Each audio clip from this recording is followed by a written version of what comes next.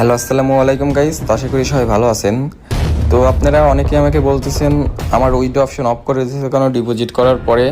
তো এখন আমি কিসের জন্য উইথড্র করতে পারতাছি না।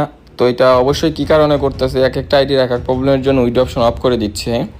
তো মানে এটা দেখা যাচ্ছে কারো কিছু কিছু উইথড্র অপশন অন আছে, আবার দেখা যাচ্ছে মানে সবারই প্রত্যেক অপশনই অফ।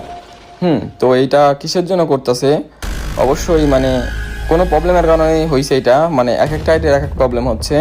তো অবশ্যই এটা অন করতে পারবেন, এটা নিয়ে কোনো ঝামেলা নাই। আপনার যেহেতু ডিপোজিট করছেন টাকা, অবশ্যই উইথড্র দিতে পারবেন।